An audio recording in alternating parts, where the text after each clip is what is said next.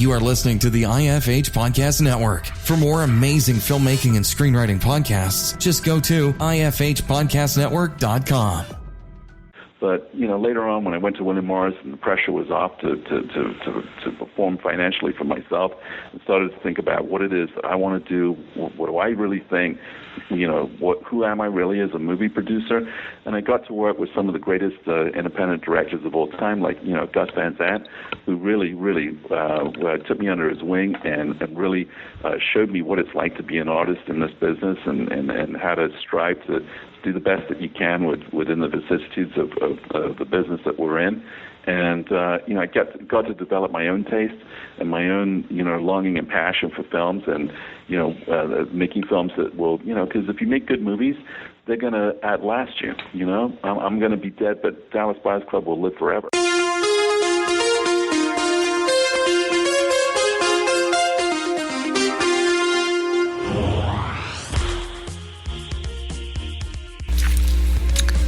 Hey everyone, thanks again for joining me for another episode of the Dave Bullis Podcast. For those of you who subscribe through iTunes or Podbean, you may have noticed that I released 3 episodes last week, one on Sunday, one on Monday, and one on Tuesday. That's what happens when you have a bottleneck of episodes.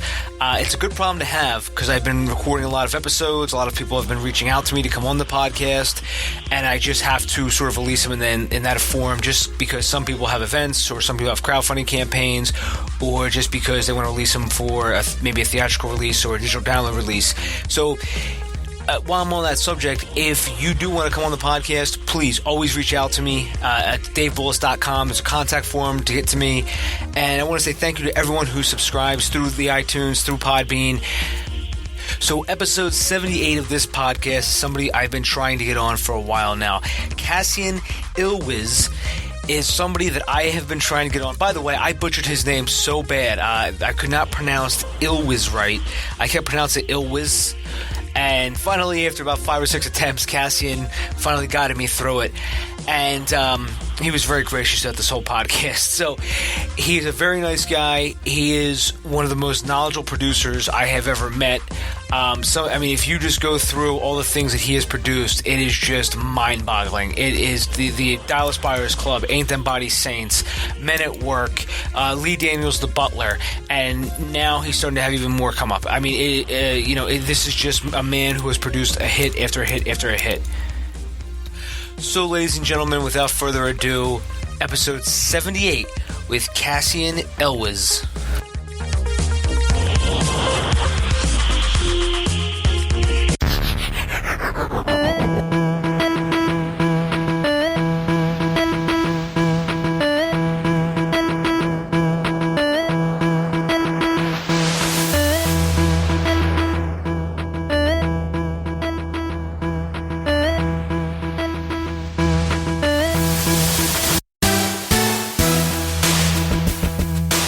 Joining me today is a person I've wanted to talk to not only since I started this podcast, but also since I got into filmmaking. Cassian Elwes is an independent film producer and agent and is widely regarded as one of the most influential people in the independent film industry. He has produced such films as Dallas Buyers Club, Ain't Them Body Saints, Lee Daniels, The Butler, and one of my own personal favorites, Men at Work. Cassian, how are you doing, sir? I'm doing great, Dave. How are you? Good, thank you. Cassian, I know... By the way, just to step back, Men at Work is one of my personal favorites, too, because at that time I was a much younger man, and I got to spend the summer making a movie with Emilio Estevez and Charlie Sheen down in Laguna Beach. So you can only imagine how much fun that was. And they were big movie stars at the time. They still are, but they were really big movie stars at that moment. And it was a huge coup to get them to do a movie together. And we had the best time ever. I often feel that movie is overlooked. Whenever that movie came on, I'd always make sure to check it out.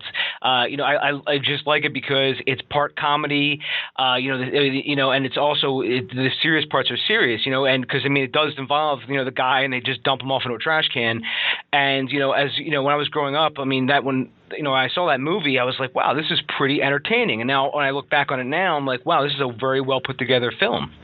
Yeah, and it was, at the time it was really about, which is still a big issue, it was dumping rubbish into the ocean, and people were putting all kinds of garbage in the ocean starting in the 80s, and we still are, unfortunately. So it had a serious message underneath it, but it was the candy was the fun between the two brothers. And, Emilio had directed a couple of movies, but he'd never directed his brother before, and it was really so much fun, and they had such a blast that they ended up doing Young Guns together later on, and then they did a very serious movie together, which at that point I was an agent at William Morris, about the Mitchell brothers in San Francisco, who were the brothers who produced the Linda Lovelace, Deep Throat, and were huge porn producers, and their demise of their relationship with each other, which is a great movie. It's called X-Rated, and if you haven't seen it, it's a little gem that you should. Okay, I will make sure to check that out because I actually have not seen that. Actually, I think it's called Rated X. It's one or the other. It's X-Rated or Rated X. It's one of the two, but it was done for Showtime, and the movie's fantastic. I'll make sure to link that in the show notes because I'll look it up after the interview is over. Cassian, as you speak about producing movies, I wanted to ask you, the first movie you produced was 1983's Oxford Blues. So I guess the question is, how did you get started, in producing that film?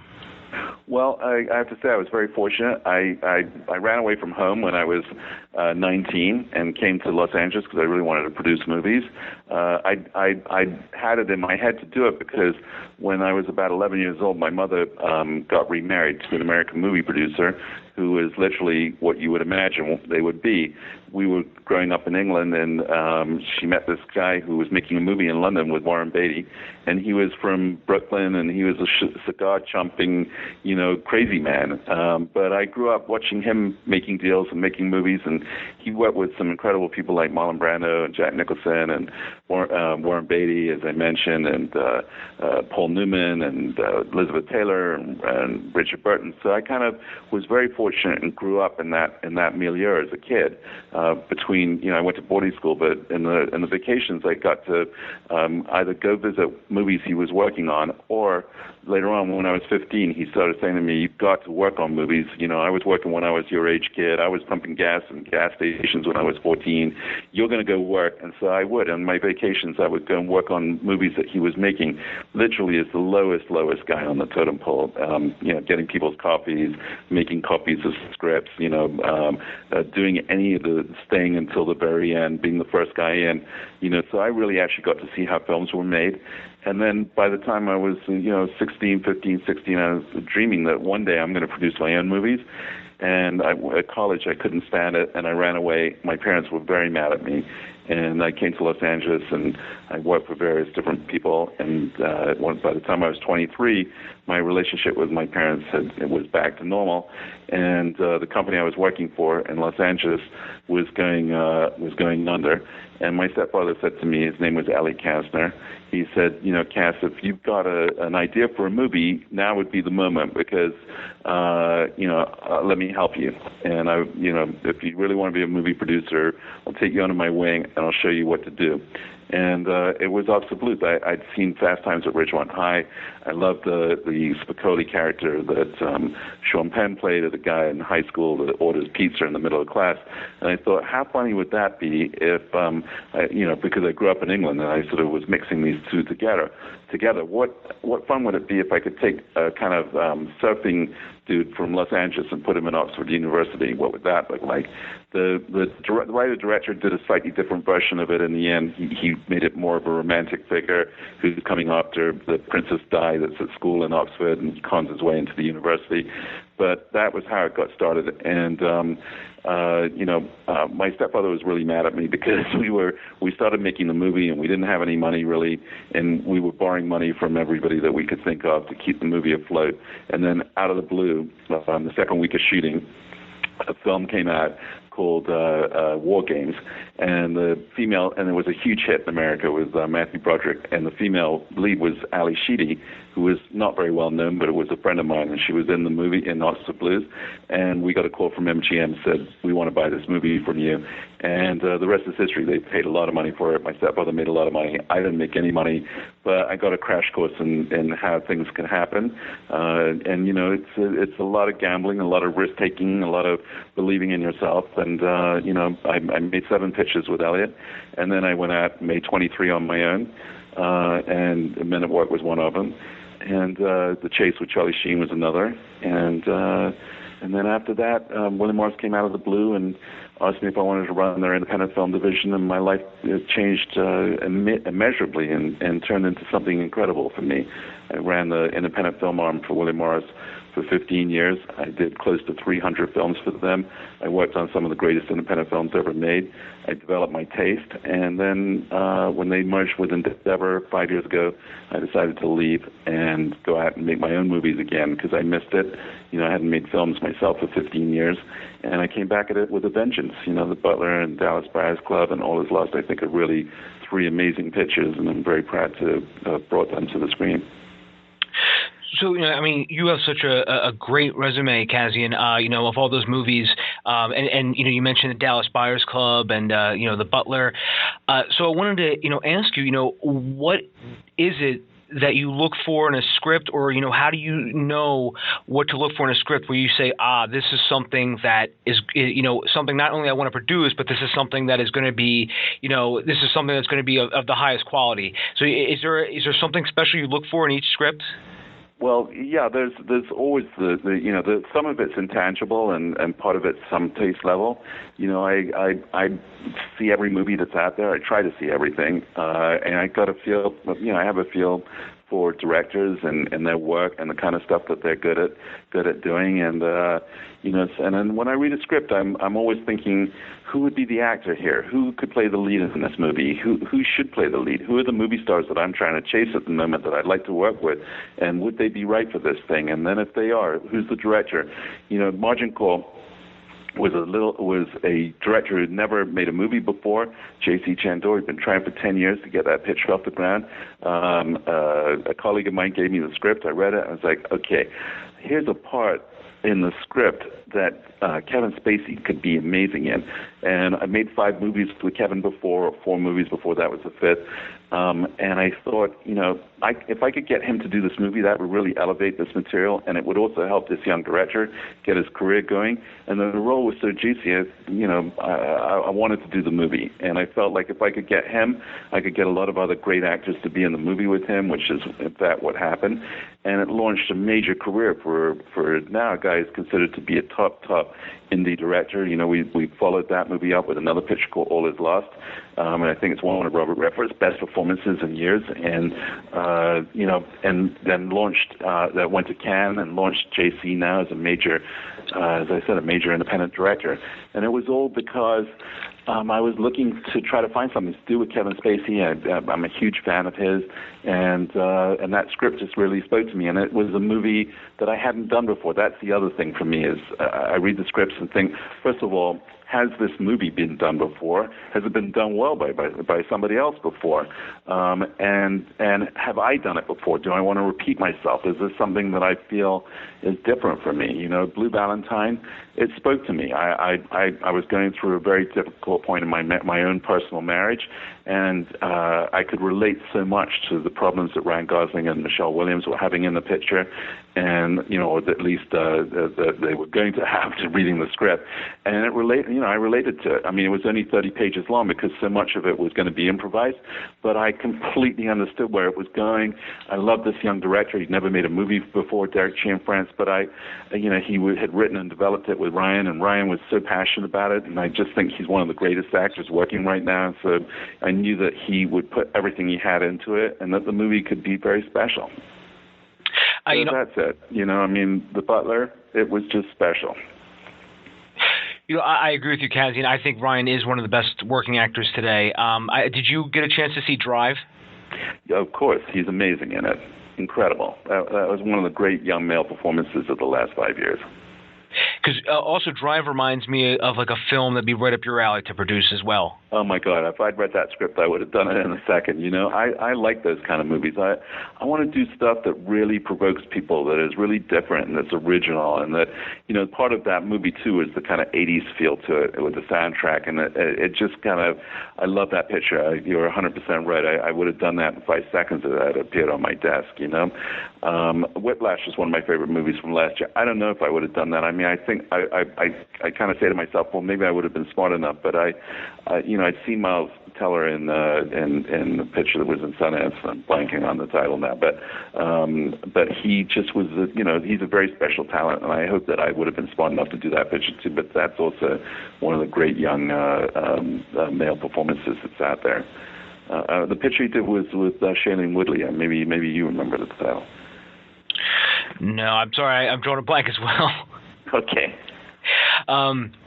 It was The Spectacular Now. Oh, okay. Yeah, so, I mean, honestly, Cassian, there was a podcast 2 ago. I actually forgot Harvey Keitel's name. I was like, who was that guy? He was in Taxi Driver. I don't know why. I was just completely just blank about that. And then afterwards, I'm like, oh, it was Harvey Keitel. Why did I not think of that? But you know, but I agree. Miles Teller, you know, is phenomenal, and Whiplash was great as well. You know, which sort of brings me to my next question, which was, you know, Dallas Buyers Club. You know, I remember reading an article which focused on you, and you actually had to find the money in 3 days. That's right. Because you know, the money sort of went south, so to speak, and then you had to find new financing for the film. So could you take us through, you know, how you found that money in 3 days? Well, it's a longish story, but I'll tell it if you want.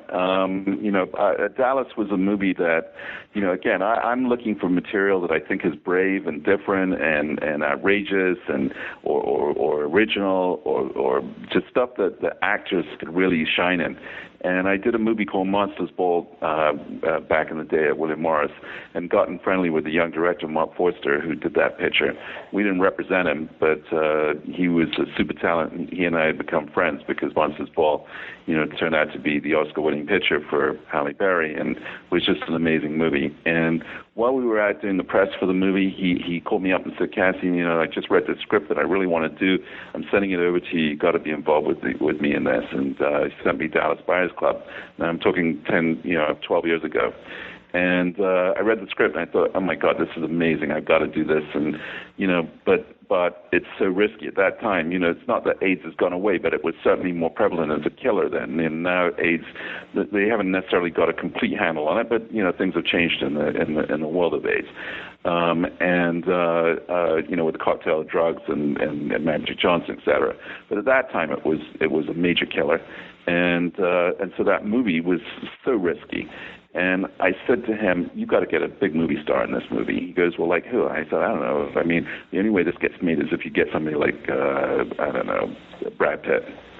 And about 2 weeks later, he calls me up and says, Brad Pitt's going to do the movie. I was like, you're joking. No, it's going to be an amazing movie.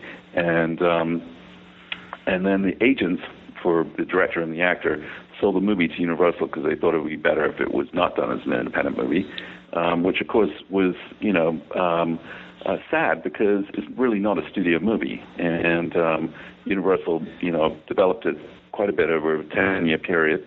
And every time I ran into the producer, Robert Brenner, I'd go, "What's going on with the movie?" And she'd go, "Oh, you know, Pitt's out, but it's going to be Ryan Gosling now." I was like, "Oh, okay, that's cool. He'd be amazing in it." Then I run into and go, "What's going on?" "Oh, Ryan's not going to do it, but now it's going to be so and so. Now it's going to be." There was always something going on, but nothing really. 10 years goes by. And then I'm making a movie called The Paperboy with Lee.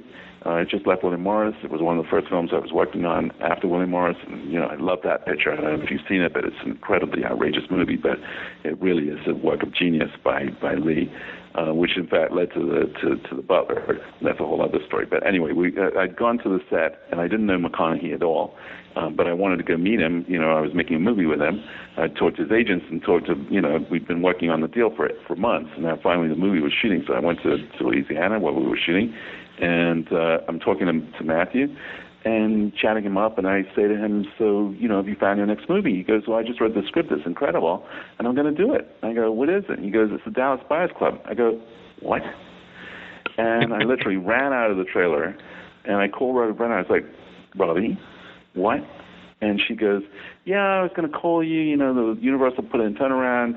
They have this rule now that WGA has put out there that if the script's not made for 10 years, the writer can get the script back. So Craig got the script back, and I gave it to this director that I was trying to work with, because by that point she was the head of production for Relativity, to this young Canadian director, Jean-Marc Vallée. We were doing this other movie, but it all fell apart, so I gave him the script, and he absolutely loves it, and he gave it to Matthew, and now the movie's happening, and they're doing it together. And we've raised all the money in Canada, and the movie's happening, and blah, blah, blah. Thank you very much. Goodbye. I was like, you're joking. 11 years later, I still can't get my hands on this picture. And this is just an amazing movie. I was obsessed with it, actually, I have to say. I really felt like this is a movie that's going to work, And I don't know. It's just a total gut thing. And then a year goes by, and I'm shooting in Louisiana on The Butler, and the agent that had helped me, Laura Lewis from CA, called me up and said, you can't believe what's just happened. I go, what's that? She goes, the whole of Dallas Buyers Club just imploded. Matthew's already lost 37 pounds. Eventually he lost 45.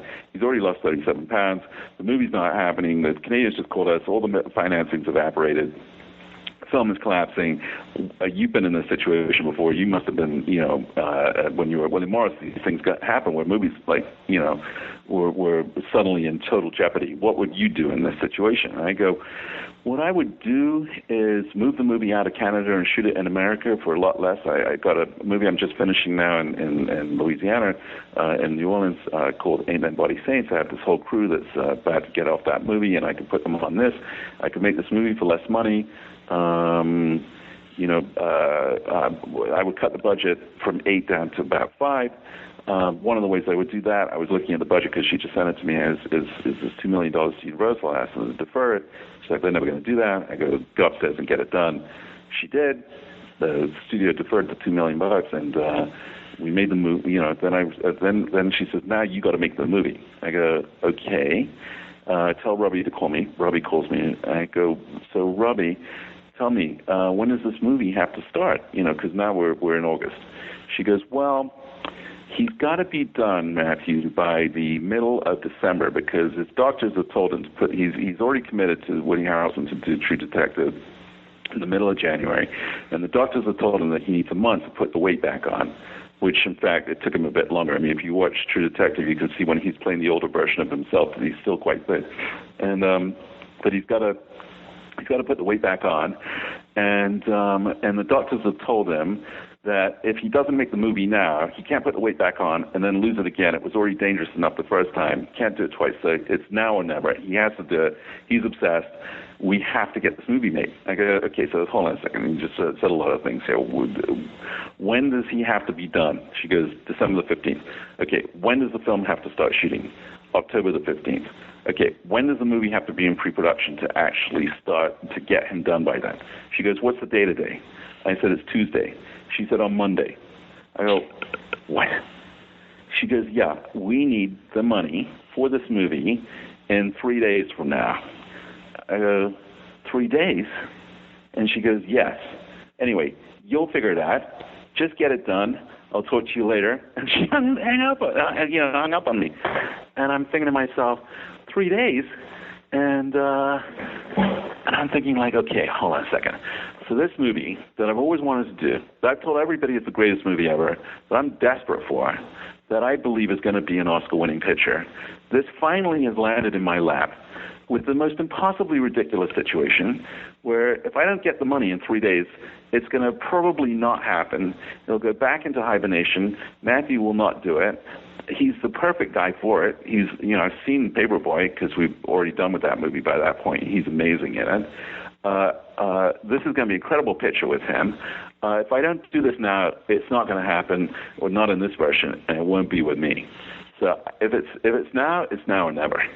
So I'm sitting there going, how am I going to come up with $5 million in 3 days, $5 million in 3 days, $5 million in 3 days? And I'm like staring at the ceiling, and I remember the whole thing so much in my mind right now. I'm staring at the ceiling in my office going, $5 million in 3 days, $5 million in 3 days. What do I do? What do I do? There's no way I can pre-sell it to anybody. There's no way I can go to a market with it. There's no way I can get a foreign buyer involved. It's 3 days. It's good. Nobody's going to make a decision that fast. So I'm thinking, like, okay, somebody's got to owe me a serious favor in this business. Somebody somewhere owes me a real favor. And I'm thinking like, oh yeah, I remember. And I remember now that in 1994, when I first went to William Morris, I'm sorry, am I boring you with this conversation? No, I'm very interested, Cassian. Okay. So in 94, William Morris comes out of the blue, March of 94, and says, would you like to run our independent film department? And I said, I'll meet. So I went to have a meeting. I thought the meeting was horrible, and I didn't think about it anymore. And they called me an hour later and said, we want you to do the job. And I'm shocked. So I said, so can I think about it? And they go, well, yeah, but not long. So I go, okay. So I think about it. They make me an offer, and I call them back and say I don't want to do it. I thought about it. I'm not sure I really want to be an agent. At that point I'd made 30 movies. I'm a movie producer, and I'm not sure I want to switch to being an agent. They call me back an hour after that and said, we'll pay you twice as much. And my wife at that time says, we're doing it. We need the money. You're doing the job. I was like, okay. So I called them back and I said, fine, okay, I'll do it. And they said, okay, well, let's make the deal. I go, okay, I'll get my lawyer. And they said, no, we don't use lawyers. You got to negotiate it yourself. I go, that's how the agents do it. They make their own deals. I was like, okay, all right, fine. So let's talk about it. So we agree on the salary, assistant, car allowance, office, travel. Okay, so on travel, we go, you could go business class if you travel 5,000 miles or more. I go, okay, well, that's fair, that's fine. Because, I'm thinking to myself, I'm never really going to go anywhere other than New York or to Cannes or to London. So that's fine. And I go, oh, one last thing. When I go to the Cannes Film Festival, I always stay at the Hotel de Cap, which is a really fancy 4-star hotel outside, about 20 minutes outside the Cannes. And they go, well, our agents stay at the Carlton, which, by the way, is another fancy hotel, but it's actually right in the center of town. And I go, well, that's okay. Your agents will be staying there, but I will be staying at the DeKalb. They go, that's a deal breaker. I go, that's a deal breaker for me, too, because I've been going there since I was 16. That's where I always stay. My parents took me there when I was younger. I'm friends with all the people that run that place. That's where I'll be staying. If you can't agree to that, then I'm not doing it. Okay, fine. He hangs up. A week goes by. I figure it's over. I'm like, okay, I guess that's not happening. A week later, the boss at the agency calls me and goes, Cassian, is this important to you? And I go, Arnold, honestly, it's the most important thing to me. You're hiring me to come and run your independent film area. All the most important people in the business stay in that hotel. If you're serious about it, you want them to see me going, oh, William Morris is serious about this. They've got this guy here, and he's actually working it. So he goes, that I understand. So if it's that important to you, fine, you can stay at the DeKalb. I go, thank you, Arnold. I call the hotel. I said, great news. William Morris is going to be sending you the $10,000 now for the 10 days because you have to pay for the whole 10 days even if you're only there for 5. I call the hotel. I said, the money's coming. They go, Cassian, we didn't hear from you for a week, and we gave the room away. I go, well, get it back. And he goes, well, we can't. We already sold it to somebody else, and the whole place is sold out. We've given all the rooms away. I go, no. Get the room. I've been coming there for every year. Get the room back for me. And he goes, we can't. I promise you, we'll get you the room next year. We just can't do it this year. It's just impossible. And I'm like, oh, man. So cut to a few weeks later, I'm at the Carlton now, which the hotel I've never stayed in before, which, by the way, is not too shabby. And they're giving me a nice room, which has got an ocean view, except for the fact that at nighttime, the street below is literally like Las Vegas. You can't believe the noises going on down there at 3 a.m. And I'm wide awake, and because, at the DeKalb it's silent, which is nice because it's outside town. But this place is cars hooting, people yelling, people throwing up, people cheering. It's unbelievable. And so 3 a.m., and I'm also kind of jet lagged, so I decided that I'm going to read the trades. I go over to the television, and every morning the trades arrive under the door, and the maid throws them by the TV. And so I'm going through the trades, and in between is a yellow manila envelope So with my name on it. I was like, okay.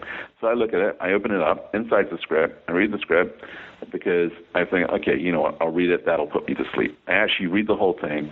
And it's sort of a futuristic action picture, and it was like Time Cop before they made Time Cop. It was like Cop. It was able to go back and forth in time and figure out a murder. And the next morning, I'm having breakfast with a guy called Donald Kushner, and we're talking about movies. And he goes, Cassian, we really, really, really want to work with you, and you know, why don't you find a script? We want to work with your client Dolph Lundgren and find an action picture to do with him. And you know, Dolph was a huge action star at that time, and he goes, is there anything that you have? We'll buy the script. You put Dolph in it. You package the whole thing. We'll put in the money, and then you can sell the whole thing, and you can make some money, and we'll make some money, and we'll do it together. I was like, well, actually, as a matter of fact, I just read a script. I think it's fantastic for him. He goes, what's that? I go, well, and I pitch him the movie, and he goes, that's awesome. That's perfect for Dolph. Let's do that. I'll buy that script. How much do you want for it? I go, well, I don't know, like $100,000, and then $100,000 when you make it. He goes, okay, and what's the option fee? I go, no, $100,000 now and $100,000 when you make the movie. He goes, $100,000 now? Who the hell is the writer? I go, well, does it really matter? He goes, yeah, man, I'm not paying $100,000 now for a script. I go, you know what? You're right. You don't have to. I got this great lunch coming up later today with this other guy who loves Dolph too. I'm going to sell him the script because now that I come to think about it, I think it's perfect for him. He goes, don't do that. I go, what? He goes, don't do that. Shake my hand right now. You got a deal. It's $100,000 now, $100,000 when we make it. We want that project. I go, fine, great. We shake hands. Now I run back up to my hotel room and I'm like, oh my God, who wrote the script? I got to call this person immediately. So I call the number. I run out to my room. The maid's in there. I was like, you didn't throw that script away? No, it's over here. I get the piece of paper and it's like a typed up script and it's written my name, Mr. Elwes. And at the bottom, if you have any interest, call this number. So I call this phone number at the bottom, and this is 94, so there weren't really cell phones in France at this point. So I call the number. And the French voice answers it. Hello? And I go, yeah, hi, it's Cassian Elwes. I'm an agent at William Morris. And he goes, oh, I know who you are. I go, listen, I read your script. I said, well, what do you think? I go, well, I liked it, actually. Oh, great. Can we meet? I go, yeah, let's meet. I'm just looking at my schedule. I'm really busy all day, actually. I got a screening of a client's movie tonight, and then there's a dinner afterwards. I really couldn't meet you before midnight. Fine, where? I will just come to the Carlton, come to the bar, and I'll meet you in the bar at midnight. Great, I'll see you there. So at midnight, in walks this little French kid. We sit down, and I start asking him about himself. And he said, I said, so what's your story? He goes, well, I just graduated from college, and I took a job working at Euro Disney, but all they got me doing is cleaning the bathrooms, and I thought that was a way into the movie business, but it's totally not. So I wrote the script, and I took the weekend off from the job, and I made 10 copies of the script, and I came up to Cannes, and I went to the concierges at all the hotels, and I got the names of producers and agents that are here, and I gave them all a little bit of money, and they promised they would put the script under the door, and that's how it ended up under your door. And I was like, oh, really? He goes, yeah. And I go, so where are you, out of interest, where are you staying? Where, well, you're here in Canada. He goes, honestly? I go, yeah. He goes, I'm in a sleeping bag on the beach in front of the hotel. I go, oh, really?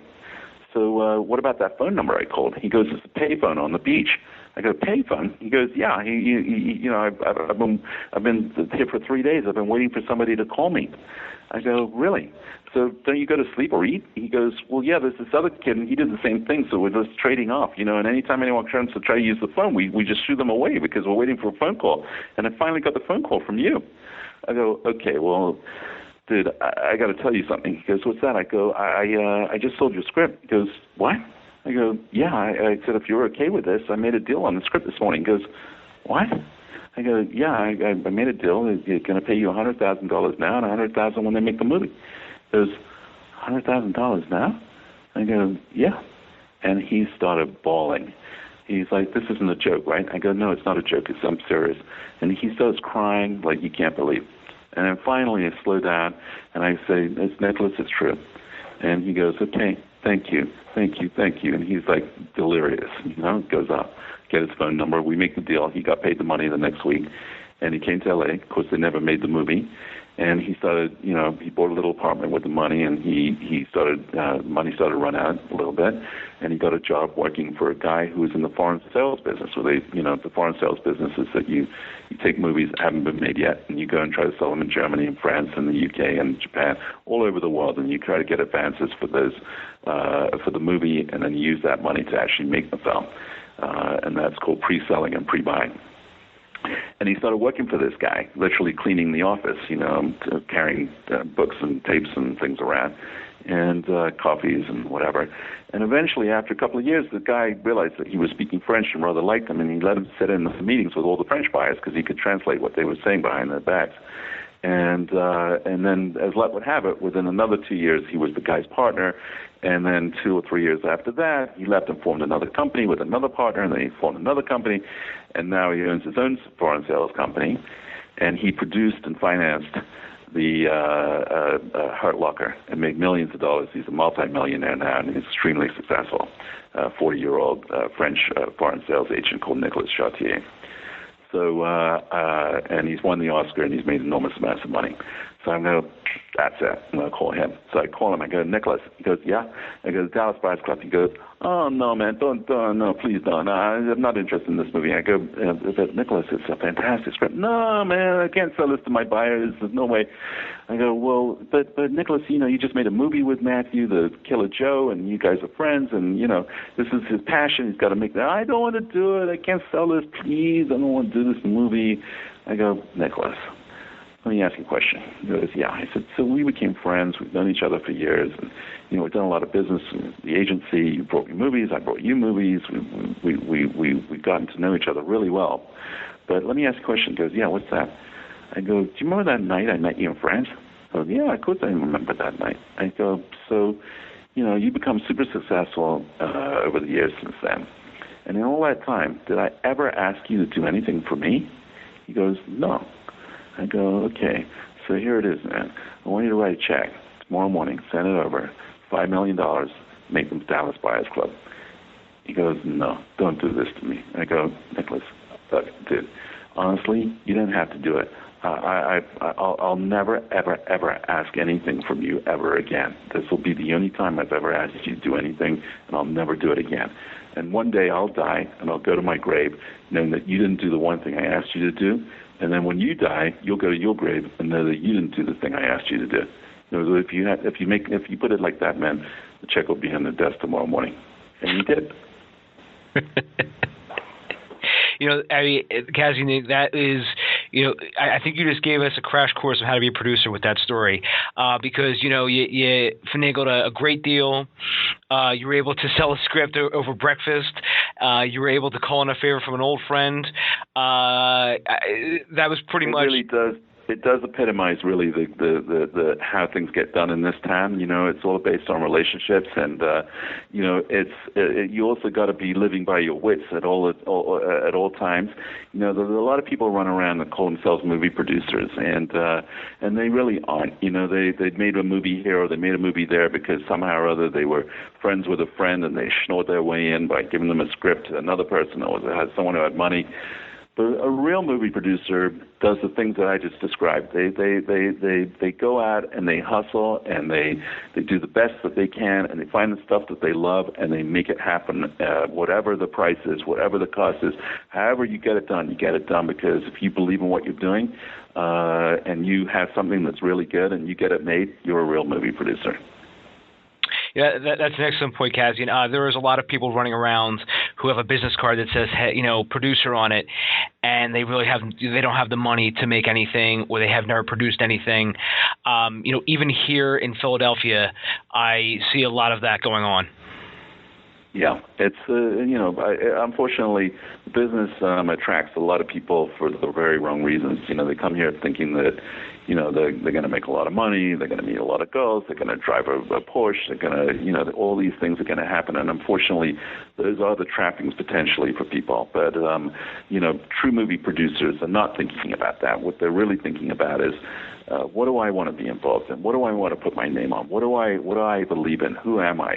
What are the films that I want to see? What are the films that I think other people might want to see? I don't really think so much actually about what I think other people will want to see. I did that when I was a kid, and I thought, I'll make some horror pictures if you want to see those, and I ended up making movies that I really, not that I regret them, because I learned how to make films, and I really learned how to make movies. I'm making low budget movies. But later on, when I went to William Morris and the pressure was off to perform financially for myself, and started to think about what it is that I want to do, what do I really think, who am I really as a movie producer, and I got to work with some of the greatest independent directors of all time, like Gus Van Sant, who really took me under his wing and really showed me what it's like to be an artist in this business, and how to strive to do the best that you can within the vicissitudes of the business that we're in. And, I got to develop my own taste and my own, longing and passion for films, and, making films that will, because if you make good movies, they're going to outlast you, I'm going to be dead, but Dallas Buyers Club will live forever. And I feel that, and it's not like that just because my name is on it that's important to me. It's because I know in my heart that I made the difference. That if it wasn't for me, it wouldn't exist in its current form. It might have been a movie later with some other people in a different way, but the current version of that movie is in my heart. I know I made the difference, and that for me is what producing is about. And I'm not worried about money. I'm not worried about the cars and the girls and whatever. I've seen too many of my friends crash and burn through the process, and the drugs and the this and that, and this time, as I said, attracts all sorts, and it can eat you up and spit you out really fast.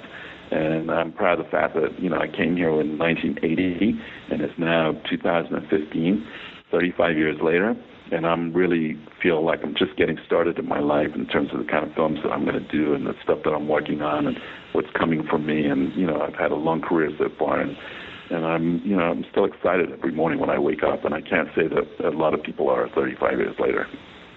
And that's an excellent point, Cassian. And I know you're pressed for time right now. It's okay. So I know you, because I could talk to you all night, Cassian. So we also had a lot of questions come in, but we're not going to get to probably even one of them. We can talk about. I've got a bit of time. I'll do the questions and let's go, and I'll tell you if I got to go. Okay. One of the questions I wanted to ask you, you were speaking about, you're producing your best work, which I also agree with, by the way. I think that, you're at the point where you have all the connections now. Everybody knows who you are. And I think now you sort of and everyone can look at your work and say, wow, this guy knows how to do what, he doesn't just talk the talk, he walks the walk. So my next question for you is Cassian, are there any directors right now that you would like to work with, like whether it be like a Quentin Tarantino? There's so many, but they're too hard to number, but there are directors out there that I admire enormously, and some of them are older and some of them are younger. Of course, the greatest directors working in my mind are Scorsese and Ridley Scott. The greatest young directors working are, Darren Aronofsky and Paul Thomas Anderson and,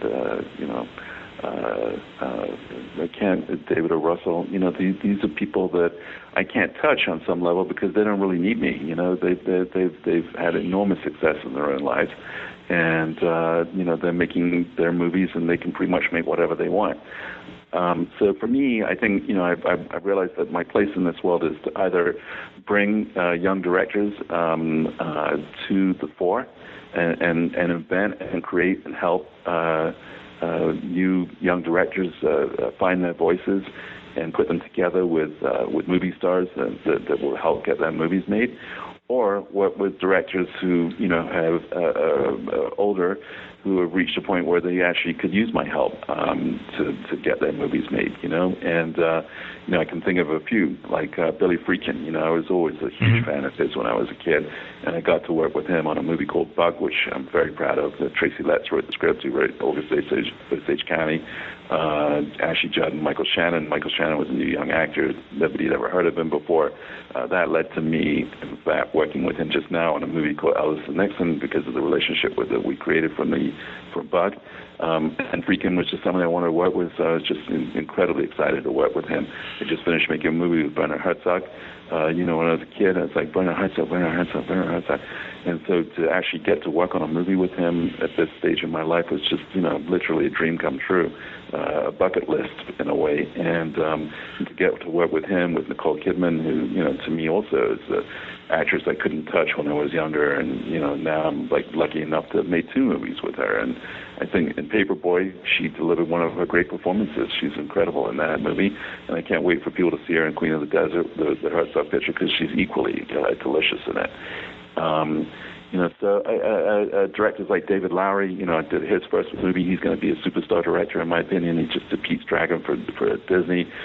Lee Daniels, was having a very hard time, and we got Paperboy going, and that led to an incredible experience that I had on The Butler, because he was supposed to make that movie, and Sony had decided not to make it and put it in turnaround.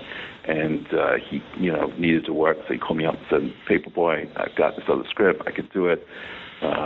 Then about 3 weeks before we started shooting, the producer of The Butler, Laura Ziskin, who'd been trying to make it for a year after Sony had said that they weren't going to, died. And so he called me up, and he was extremely upset, and we talked about it for a while, and he goes, I'm not sure if I can make The Paperboy right now. I was so cut up by this, what's just happened. And I go, Lee, honestly, I knew her a little bit, and she would not be saying, don't make this movie. She was one of those people. She was an amazing person. She'd been dying from cancer for 7 years. She would say, the show must go on. You must make the movie. He goes, well, then you got to promise me one thing. I go, what's that? He goes, I don't care how you do it. You just got to make The Butler happen. I don't care how you do it. You just got to make that movie happen. I go, Lee, I don't know how I'll do it either, but I'll promise you I'll work on it. He goes, not just work on it, you just got to make it happen. Okay, fine. The first week that we're shooting The Paperboy, I'm there in Louisiana, and he goes, what are you doing here? I go, well, I'm watching you making the movie. He goes, Cassian, you don't need to do anything here, okay? This movie's going. You need to get on the plane, get to L.A., and you need to work on The Butler, and you got to make it happen, okay? Because I'm obsessed with that. Paperboy's going to be fine. This movie's going to be great. I got it in hand. You need to get on the plane and get to L.A. I go, okay, well, look, then just who's got the rights for the movie? He goes, there's a lady called Pam Williams. Here's the phone number. Call her up. Go see her, and you figure out how you're going to get this movie made. I go, okay, sir, done. So I get on the plane, go to L.A. I remember this like it was yesterday also. And, I'm sitting there at the Chateau Marmont, and it's at 4 o'clock in the afternoon. There's nobody around. I'm sitting in the corner with her, and it's inside, and we're chatting, and she's telling me about the movie and how Laura was trying to raise the money for it, and it's $25 million. It's not so easy, and she's trying to raise $25 million. I said, look, you don't have to raise $25 million that way, though. She's trying to do it. You don't have to get it all from one person. You could get it from lots of different people, and you can get tax credits, and you can get pre-sales, and you can, I'll help you. I'll figure out how to do this part of it. And I will help, and I'm so sorry about Laura, but I'll be there for you. And she starts crying. I go, Pat, I'm so sorry. I don't mean to bring, I don't mean to hurt, bring something up that's such a sore point. Because, no, I'm not crying for that reason. I go, well, what happened? She goes, well, they read Laura's will yesterday. And I go, really? And she goes, yeah. I said, I'm so sorry. She goes, well, she left it in her will. It's written that all the people that are working at her production company, and there's like 6 of us plus the assistants, that's like 12 people. She left it in her will that all 12 people can keep their jobs for 2 more years and pay for all the overhead and all the offices and everything. She's left enough money in her will to pay for all of that for 12 people and for everything, all of our all the expenses. And it says in the will that we're only to do one thing, and that's to make The Butler happen. And I'm like, and I still get a chill now when I say this. I felt like I was on a mission from God after that. And every day that I worked on that movie, I felt Boris Ziskin's presence on my shoulder, driving me on. And that movie was, if you ask anybody in this business, an absolute impossibility. $25 million African-American movie with no action. It's not the kind of movie that anybody wants to make. It's not the kind of movie that you can sell internationally. It's not the kind of thing that you can do anything with other than struggle. And I struggled through it for about 7 months trying to raise the money, and eventually I did. And I got it from lots of different people, from 8 different individuals that gave us money for it. They all had middlemen and business managers and lawyers. They all got credits. That's why there's 38 producers on the movie, or executive producers. After a while, I just gave up. Every time we need another 500, I go, okay, that's fine. Give them a credit. And but I did it. I pulled it off, and I felt her presence every day on my shoulder, saying, "You can do it. You can do it. You can do it." And the great irony in this, that all the people that told me that this film was worth nothing and that nobody would ever see it was so wrong. The movie did $120 million in the U.S., and particularly all the foreign people that told me that it was a joke. The film wasn't worth more than $2 or $3 million overseas. It did $80 million overseas. It was an absolute phenomenon, and now it's pointed to as the movie that when people come with African-American movies, they go, well, what about The Butler? And it sort of changed people's perception about the value of films overseas for the African-American community. I think it's done so much on so many different levels for films that are striving for that. I mean, that's an incredible story, Cassian. And just to have that feeling that someone is pushing you, that looking over your shoulder, on your shoulder, so to speak, to to have you make this film, and you raise a good point as well with foreign pre-sales, which is selling selling to China, which is the second biggest market. Your home country of England, and then you have Japan and all the other top countries, and it's just putting that together. You're absolutely right. Especially with no action, it would be a difficult sell. But you did end up doing it. And I mean the amount of awards, and everything that the movie won, and you did. And you're right, it did change the perception. Your perseverance, and I think that's one of the skills that producers, the good producers need to have, is if they're told no 99 times, that 100th time could be a yes. That's all you need is one yes. That's what I always tell people. All you need is one yes in your life. Everybody that tells me no, honestly, a lot of people just give up. I don't. And when someone says no to me, if I believe in something, it actually drives me on because I want to prove to them that they're wrong. And that's my personality. I just don't take no for an answer. And that's something I've lived with my whole life. And it's the thing I think that the most that's helped me is that I just, when I believe, I really do, and I won't stop until I do it. And, as we were speaking about, finding, new talent and everything, one thing I wanted to mention was, you have your independent screenwriting fellowship that you host through the Blacklist right now, and the winner of that gets, goes to Sundance to actually to work with you. So I wanted to ask you, Cassian, is the reason you started this is because, is it harder now to find good scripts because sort of quote unquote everyone's a screenwriter, or is this maybe a more efficient way of finding better scripts? Is what I'm trying to say. No, that's not the motivation really for me. Although I think that's the byproduct of it is to read new writers. The motivation for me was that I felt like I'd come to a juncture in my life where I'd had enormous good fortune, and one of the things that I'm very, very conscious of is the fact that I had a mentor when I was younger, my stepfather, and that's the thing that people need the most in their lives, I think, is somebody to mentor them a little bit, to help them, when you're just getting started, to give you courage and to give you, and to tell you, that if you believe in what you're doing, you should continue and not give up so easily. And it's very, very hard for young writers to get started in this business. It's like the first thing that you face is people won't take scripts from somebody who doesn't have an agent or a manager. So it's like, how the heck are you ever going to get your work read, And along comes this thing, the Blacklist, which I think it's fantastic, and I met the guy that ran it, Franklin Leonard, and he really inspired me. He said, Cassian, if you really want to give something back, why don't you do this? You know, you can go out and build habitat for the homeless or whatever, but, you know something about the movie business, and here's a gift that you can give back, which is, you know, give them some of your own experience. You know, I go, okay, I'll go one step further. I'll take the writer with me to Sundance, and we'll spend 3 days together. I'll pay for the whole thing, and they can actually get to hang out with me and see what it's like to live in my shoes a little bit, you know, and maybe that'll inspire them to continue in their path and aspire to something, you know. And that was an incredible experience, because then we developed it a little bit more and decided that, you know, it's a writer with no manager, no agent, made less than $5,000 in the business. It's literally somebody right off the boat, and that I could take them, you know, to Sundance, and that was an incredible experience for me. Got to see Sundance through the eyes of somebody who's never been there before, you know, and I've been there often, and so, you know, I'm not so, they're kind of jaded in a way, and I get to see it from a different point of view. That was an incredible experience, and after that, you know, I was there that year, and while I was there, Sundance and Women in Film put out a report saying the top 250 films that were made last year, only 7% were directed by women, and I literally made me want to throw up. And you know, what do? I'm just me. What am I going to do? You know.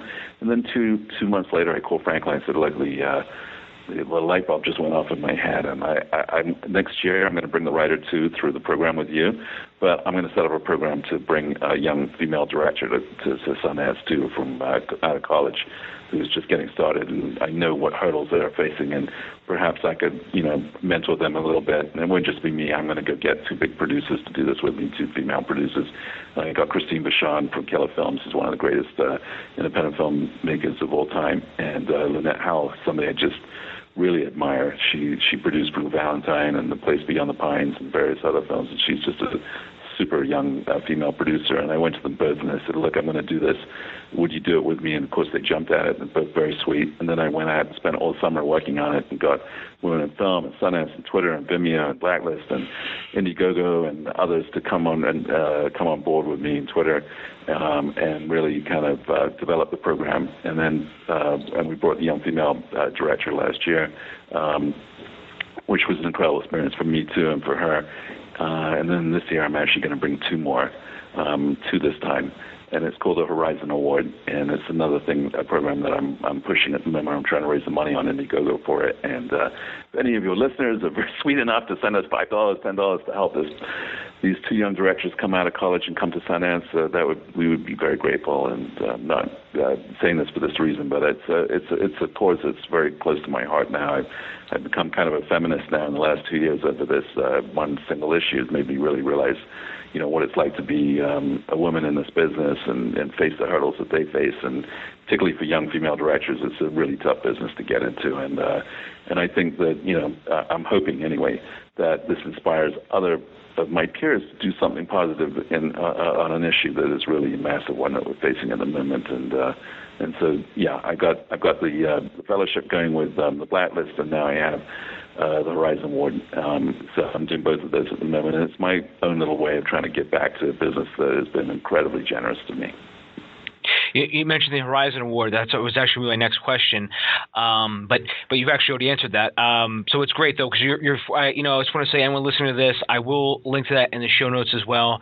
If you just want to search Horizon Award 2016 on Indiegogo, as of the recording of this podcast, which is on October the 7th, Cassian, the campaign it has $14,000 towards a $20,000 goal. There's a lot of great perks, Cassian, and some of the higher end perks have sold out, which included a lunch with you. But again, everyone, $5 or $10 or even $1 does go a long way.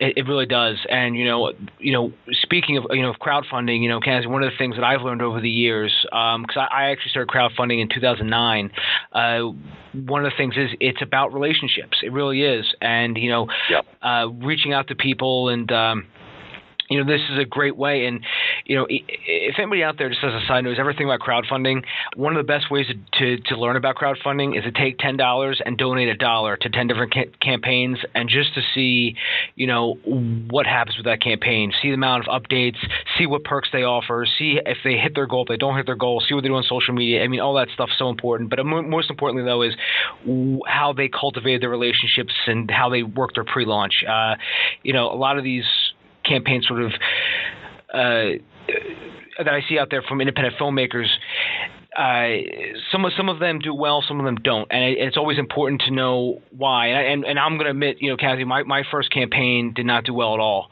and then I learned all that stuff that I just spoke about. I have to say, I didn't know anything about it when I got started, and Mark Hostetter over at Indiegogo, who runs that film program, really kicked my ass when I started trying to put this thing together. I was like, let's just throw it up, and I'll throw out a few perks, and we'll just get the money right away, and it'll be so easy, and this is such a good cause, and it'll just happen. And he's like, you're joking, right? And it's not. What you're just saying is so true. There's a lot of work that goes into it, and truthfully, a lot of the money comes from people that you already know. So it's all about going out and working relationships and talking to people and pitching it. And I worked really hard to get to this $14,000 that we're at right now, and and I'm willing to put the time and the effort into it because I believe in this, and it's a very worthwhile cause. And I think that the zeitgeist is on our side. I think if you pick up a newspaper or read any articles on Twitter or see what's going out there on Facebook, people are talking about gender inequality in Hollywood a lot right now, and it's not going to change. The situation in Hollywood is not going to change so fast either. But people are talking about it, and the zeitgeist it's in the zeitgeist now. And even since last year when I started this to this year, I can feel already the winds of change coming to Hollywood. They just announced yesterday that the Department of Justice is going to look into the whole gender inequality issues in Hollywood, specifically to do with female filmmakers. And I just feel like I'm on the right side of history here, and I feel really every day I wake up and I think about, what am I going to do? What am I going to do? What am I going to do? How am I going to do it? I'm trying to work with as many female filmmakers as I can right now. I'm really on it, and I'm thinking about it all the time. Cassian, I spoke about some of the fan questions that came in. I know, again, I know I don't want to take too much of your time, but the number one question, I know you're probably going to hate me for asking this, but the number one question is, Cassian, is there a way that sort of they could pitch a project to you, or what's the best way to get to you? Well, that's a good question. I think the truth of it is that people in Hollywood kind of know me, and if you really want to get to me, you'll figure it out. And people do approach me on Twitter too, and I read them all. Some of them I respond to, and some of them I don't. I could take on so many projects, truthfully, way more than what I know I have the personal capacity for. So I'm not necessarily going out there and trying to troll the streets for young filmmakers and writers to send me stuff, because it's I've got a lot of stuff I'm working on already. I do believe, I'm a great believer though in this. I think if something's really good, it will make its way to its life. I really believe that there's a great script, a great filmmaker, they will get their movies made, or they will get their script seen somehow or other. People know me. If they figure out how to get to me, that they will. The friends of a friend of a friend of a friend, they'll get to me if they really care. And hopefully some of the people in between will actually look at the material, look at the filmmaker, and say, you know what, you have a chance, or you don't. And and people come to me all the time. And as I said, if they really want to get to me, they'll figure it out. So, Cassian, my next question sort of ties in with that. This is actually not my question, fan question that came in. And basically it is, when you send a script to an agency or, to a manager, what is the most important part of that script? And the second part of that is, are they forgiving, if you are a little verbose in your, I guess, I'm trying to rephrase this because this is a long question, but verbose, I guess, in descriptions and things like that. It's sort of the way that I pitch it to other people that I'm trying to get. No, like an agent or a manager or a production company gets a script from like a complete unknown, sort of like in a mass pile.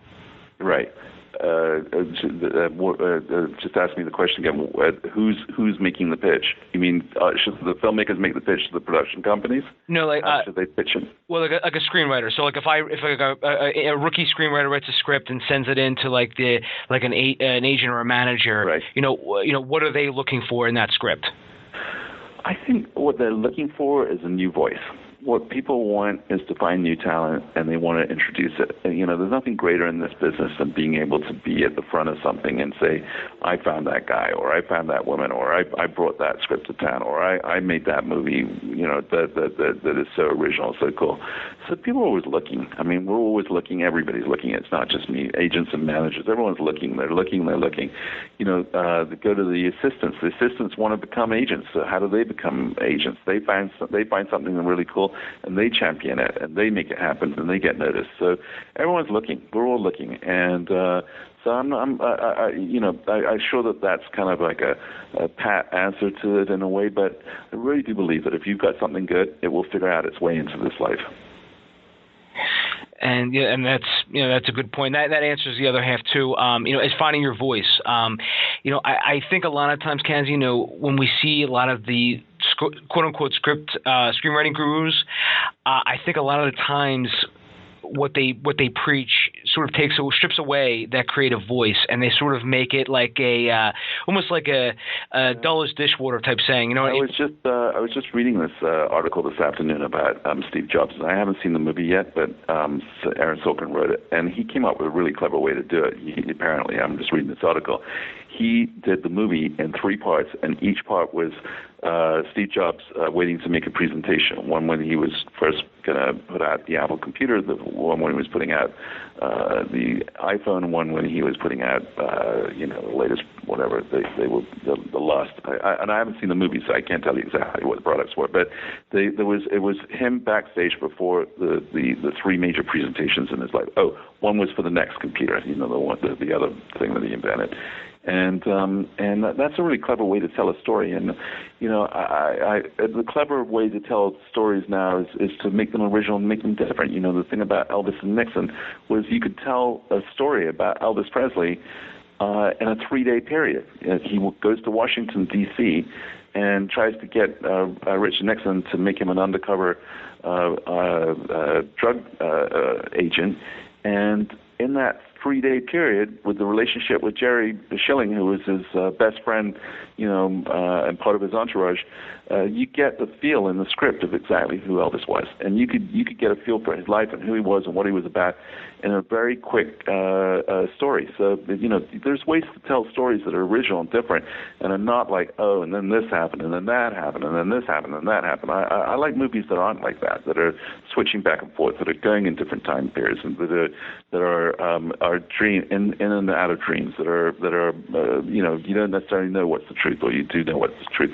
They're constantly got you hooked and making you think, and that's if the script is making you think, then the movie's going to make you think when you see it too. So I think that's here's the book, here's how you write a script, here's how you do it. I mean, I think that you got to throw the rules out, because when you see movies go, well, that wasn't the rules, but it worked, and that's what makes them different.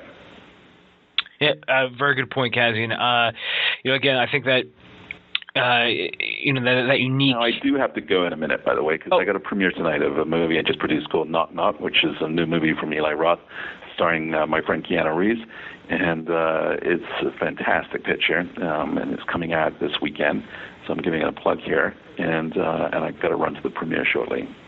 Well, Cassian, then the only thing left then is there anything left that we haven't discussed, or is there sort of like a period that you want to put on this the end of this discussion? I think the main thing I want people to go away with from this is that nothing's impossible. You can make your dream come true. My dreams came true, but it's hard work. It's not just it just happened overnight. It's not that. You just gotta stay with what you believe in. You got to write what you believe in. You got to make what you believe in. You got to find the heart. You got to find your heart in yourself, and you got to stay with it. And you got to even when people tell you no, you got to, if you believe in it, if you believe in it hard enough, you'll make it happen. I truly believe that. That is a great way to end this discussion, Cassian. Cassian, again, I want to say thank you so much. Like I said before, I'm a big fan of yours, and I want to say thank you again for coming on this podcast. It really means a lot to me. My pleasure. Where can people find you at online, Cassian? They can find me online at Twitter. I'm at Cassian Elwes, just me. Excellent. And everyone, you can find me at DaveBullis.com. Twitter, it's at Dave_Bullis. Cassian, again, I want to say thank you, and I truly wish you the best of luck with all your future projects. But not like you're going to need it from me, because I mean, you were on a roll, and I think thank you, man. You definitely are one of the best producers going today. I think it's honestly you, Lawrence Bender, and a few other people, and I think you are the absolute top of the field. Thank you, sir. I really appreciate that. That means a lot. Find Dave at davebullis.com. Please make sure to subscribe and share the podcast.